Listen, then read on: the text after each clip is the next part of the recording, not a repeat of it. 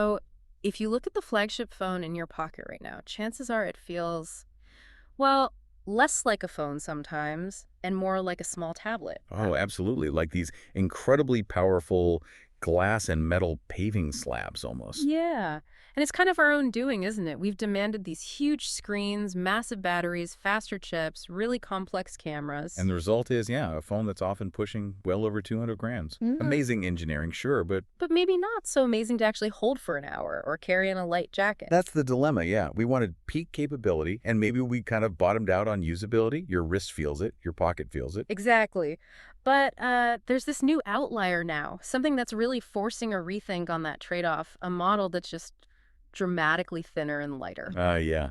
So that's what we're digging into today. Right. This is the big conflict, isn't it? The super thin new iPhone Air versus the powerhouse iPhone 17 Pro and Pro Max. And the core question we want to help you, the listener, figure out is, how much capability are you actually willing to give up to get a phone that's just easier to live with every single day? And when you first pick up this Air model, wow, the weight or lack of it is just, it's the whole story right there. It really is that immediate, wow, it's genuinely thin, not just kind of slim. It feels structurally different, something we haven't really seen in a flagship for years. I found it wasn't even just the thinness on the table, it was how it felt carrying it. Yeah, portability. It just disappears in a pocket or a bag in a way that, well, current flagships really don't. And that weight reduction, it makes a real difference for one-handed use, scrolling long calls, less fatigue. Definitely translates directly into usability, especially if you're on your phone a lot. I do wonder, though, what happens when you add, say, a MagSafe wallet or just a normal protective case? Does that kill the whole benefit? That's a really key point. And yeah, you kind of have to commit to the Air's whole Yeah. philosophy. Meaning, if you slap a big bulky battery case on it, then yes, you've basically negated the point. But if you stick with a slim bumper, maybe a fabric sleeve, the weight difference is still really noticeable. So it almost demands a certain minimalism. That's what people are calling it, yeah. Digital minimalism. You have to lean into the lightness. Okay. So if the Pro line is all about having every possible option, that safety net, the Air is more about restraint, a deliberate choice. Exactly. A philosophy of restraint or maybe subtraction. The design really reflects that. Clean frame, flat back, the familiar controls are there. Action button, camera control. But the focus is just squarely on comfort, portability, hand feel. Yeah, minimizing a physical presence, making it something you forget about until you actually need it. That's the idea behind hand feel here. But restraint doesn't mean like going back to 2015 tech, right? That's the interesting bit. Not at all. Despite being so thin, you're still getting high-end parts inside. We're Right. talking a 6.5-inch high refresh rate display. So super smooth scrolling, very responsive. Okay, so the screen experience isn't compromised. Nope. Latest A-series Pro chip too. Full MagSafe support. And the screen panel itself is brighter, better glare reduction with the new glass. It's a genuinely premium display. No mid-range compromises there. Not on the core stuff. Bright enough for outdoors, totally modern. You're creating physical bulk for comfort, not screen quality or processing power. Okay, before we get into the inevitable trade-offs, we have to talk about this front camera on the Air. It sounds surprisingly interesting. It is. It's actually a bit of a surprise hit. Think about who might buy this. Commuters, minimalists. They probably use the front camera quite a bit for quick stuff, communication. Right, so what's special here? Well, it's clever. They use a slightly wider lens, but the sensor orientation and software work together. So you can hold the phone normally, vertically, and the software can capture a perfect square frame, say for Instagram, or a widescreen video frame for vlogging, without you having to physically turn the phone sideways. Oh, that's smart, so it just crops it right. Exactly. Makes selfies, video chats, quick social posts feel much more natural, less awkward phone turning. And there's better stabilization, too, for walking and talking. Yep, improved electronic stabilization for handheld selfie video. Less shaky footage. And they included that mode where it records front and rear video at the same time. Oh, yeah, that dual recording. I can see that being great for travel vlogs or, like, reacting to something happening in front of you. Totally. Captures the event and your reaction, one file. That's genuine usability, a nice little value add. All right, but let's get real. Thinness comes at a cost. And the big one, the unavoidable one, has to be battery life. Yep. Physics is physics. Less internal space means less room for a big battery cell. It's the primary trade-off. So what are we seeing in real-world use? Is it bad? Depends on the user. The tests show that for mixed use, bit of navigation, social media, some streaming, it'll generally get you through most of a standard workday. Say 9 to 5, maybe 6. Most. What about heavy users, gamers, people on video calls all day? That's where you feel the squeeze. Heavy users will definitely be looking for a charger by, say, 7 p.m., maybe earlier. You absolutely need a charging plan or be near an outlet. Okay, but is fine for most of a day really good enough for a phone that still costs, premium money? Over $1,000? That's the million-dollar question, isn't it? I mean, I don't want battery anxiety on a top-tier phone. Isn't that almost a deal breaker for a lot of people? Reliability is key. It circles back to that commitment idea. If you need absolute, rock-solid, 16-hour endurance, day in, day out, the Air probably isn't your phone. It really highlights the paradox of Apple selling that clip-on battery pack for it, doesn't it? Exactly. You buy a phone for thinness, then you add bulk back on with an external battery. It defeats the purpose. You're choosing continuous comfort or continuous performance. It's hard to get both with the Air. Okay, trade-off number 2, audio. The speakers are simplified. They are, compared to the Pros, yeah. Now, if you primarily use AirPods or headphones, honestly, you might never notice. Calls, podcasts, they sound perfectly clear, crisp. But if you watch videos on the speaker... That's where you hear it. Side by side with a Pro, the Air lacks that stereo separation, that low end. You lose some of that kind of cinematic feel if you watch movies directly on the phone's speakers often. Okay, and then the biggest trade-off, maybe philosophically at least, the camera system. Just one single lens on the back. One main lens, yeah, coupled with a lot of computational photography tricks. So what does that actually mean for someone just taking everyday photos? What do you lose? It means you're mostly shooting from one perspective, the standard wide view, what we call 1x. Now, it's a good high-res sensor, so you get a pretty decent 2x crop by using the center part of it. That gives you some framing flexibility. Okay. But you totally lose the dedicated hardware lenses, specifically no ultra-wide and no dedicated telephoto lens for zooming in optically. And that ultra-wide, I feel like I use that quite a bit. Tight spaces, group shots indoors, big buildings. Exactly. Trying to fit everyone in at a restaurant. Capturing tall architecture when you can't step back, that's where you'll really notice the lack of an ultra-wide. It's a genuine constraint if you often need to zoom out. So less flexibility overall. Definitely less flexible. But it's important to stress, the image quality from that main lens is still really good. Smart HDR, great night mode, decent portrait blur, solid 4K video. For a single lens, it performs well. It just can't bend physics to give you super wide or genuinely zoomed in shots. Got it.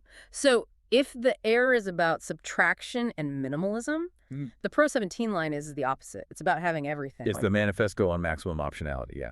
Let's switch gears. Yeah. When you pick up the iPhone 17 Pro or Pro Max, it feels substantial, different presence entirely. And it looks different too, right? More robust. Yeah, visually it screams flagship. Robust back panel, that unibody metal frame, and the camera bar goes right across the width. It signals, I have all the cameras. It embraces the weight because that allows for more inside. Now, interestingly, they use the same generation A series chip as the Air, but you mentioned the Pro handles heat better. Thermals. Correct. There's improved thermal management. They've redesigned the internal cooling path, basically. Spreads heat better, gets rid of it more efficiently. Why does that matter for, the average person, not just benchmark nerds? It matters for sustained performance. So if you're playing a demanding game for, say, 45 minutes straight, or recording a long 4K video clip. Like a kid's school play or something. Exactly. The Pro is less likely to throttle, meaning the performance won't suddenly drop off a cliff because it's getting too hot. Frame rate stays smoother for longer. It performs more stably under heavy, prolonged load. Okay, that makes sense. And the cameras, obviously a totally different story on the Pro. Completely different. You get the full array. The main sensor, a proper hardware ultra-wide lens, and a revised telephoto lens. Revised telephoto. What's changed there? Well, the reports suggest they moved to a more useful focal length, maybe something better suited for portraits. Think maybe a bit wider than the previous 3X, or maybe even a higher res sensor, allowing for better crops. It gives you better subject separation, that nice background compression, without needing to stand miles away. And higher resolution helps with digital zoom beyond the optical limit. Right. So the key gain is just sheer flexibility, true optical choices. Zoom in with compression, standard view, or zoom out wide with the ultra-wide. Lets you tell different visual stories. And then there are these advanced video features for creators. things the Air just doesn't have. Yeah, this is where it gets a bit more technical, but it matters for serious users. You can record ProRes video internally, which is a high-quality format. Okay. And for maximum flexibility in editing, you can even shoot ProRes RAW or use OpenGate recording. Whoa, hang on. ProRes RAW. Okay, Yeah. what are those in simple terms? Why should I care? Good question. ProRes RAW is basically the digital equivalent of a film negative for video. Huge amount of data, gives editors incredible control over color, exposure, everything in post-production. And OpenGate. OpenGate means it uses the entire camera sensor area, not just the standard 16:9 video crop. Gives you extra room around the edges of your shot, which is super useful for stabilizing footage later or maybe reframing from horizontal to vertical without losing quality. Okay, so these are for people doing really high-end video work. Exactly. The downside, massive, massive file sizes. You'll probably need external SSD storage plugged in and a powerful computer to edit it, not for casual use. And then there's stuff like timecode and genlock support. That sounds very pro. Pure pro workflow stuff. If you're shooting an event, say a wedding or concert, with multiple iPhones, timecode and genlock make sure all the video clips from all the phones are perfectly synchronized down to the exact frame. Saves editors hours and hours of headache trying to line things up manually. Huge for production teams. Right, not something most people need, but valuable for that niche. Definitely. And finally, the Pro battery. Bigger phone, bigger battery. It just lasts longer. Simple as that. Pretty much. It gives you that crucial extra margin compared to the Air. Less battery anxiety. So if you're someone who currently ends the day with like 10 or 15% left on your phone. The Pro basically buys you peace of mind. Stress reduction, certainty. That headroom is what matters. The Air means you need to be okay with maybe topping up midday or always knowing where a charger is. The Pro lets you be a bit more spontaneous. Okay, so this is a lot to weigh up. We need like a clear way for people to decide. A framework. Absolutely. When you're looking at these two, I think you need to ask yourself two really crucial questions to avoid regretting your choice later. Question 1. How often do you really need that ultra-wide lens or that long-reach telephoto zoom? Be honest with yourself. Is it a daily thing? A weekly thing for kids' sports or travel photos? If it's frequent, a regular need. The Pro probably wins for you. Okay. And question 2. How sensitive are you personally to the weight and bulk of your phone? Does a lighter device genuinely make your day better? Improve comfort? Does it mean you'll actually carry your phone instead of maybe leaving it behind for a quick trip because your current one feels like a brick? If the answer is yes, if lightness means you actually use it more comfortably, then the Air is going to make you smile every single time you pick it up. That reduced weight isn't just a spec, it's a usability feature. That's a great point. For people with wrist strain, maybe smaller hands, the Air's lightness isn't a luxury, it's almost an accessibility feature. It lowers the physical friction of using your phone all day. Exactly. Reduces friction. Yeah. Conversely, if you're that power user doing lots of editing on the phone itself, maybe shooting long events like concerts where you absolutely cannot run out of battery or miss a shot because you don't have the right zoom, then the Pro's stamina and camera versatility remove that kind of friction, the stress of limitations. Precisely. It's a tool built for zero compromise in those demanding situations. So let's try and summarize the target user for each. The Air is for? I'd say minimalists, definitely commuters, people who really prioritize that day-to-day comfort over having every single feature, people who mostly shoot with the main camera, maybe that 2x crop. Occasional power users who are okay planning their charging. And the Pro? Camera enthusiasts, absolutely.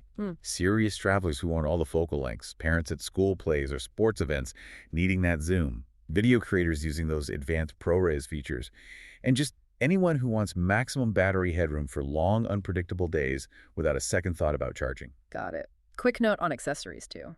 Yeah, good one. If you go Pro and plan on shooting ProRes, seriously consider higher capacity storage or an external SSD setup. For the Air, do yourself a favor and stick to really slim cases or bumpers. Don't add back the bulk you chose to avoid. Keep that light signature. It really is such a fascinating contrast in design philosophy, isn't it? It really is. The Air finds its delight in subtraction. Less weight, less bulk, less hassle in the pocket. It's the phone that kind of whispers. Yeah. And the Pro finds its delight in, well, maximum capability. Having every tool ready right when you need it, the ultra-wide, the telephoto, the better thermals, the sheer stamina. That's the phone that shouts, yeah, I can do anything. So ultimately you, the listener, have to think about what real convenience means for your daily life. Is it having the absolute maximum capability on tap? Or is the greater convenience actually choosing the device that removes the most friction, whether that's physical friction in your hand or the mental friction of worrying about battery or missing a shot? That decision really defines which of these philosophies and which phone truly belongs in your pocket this year.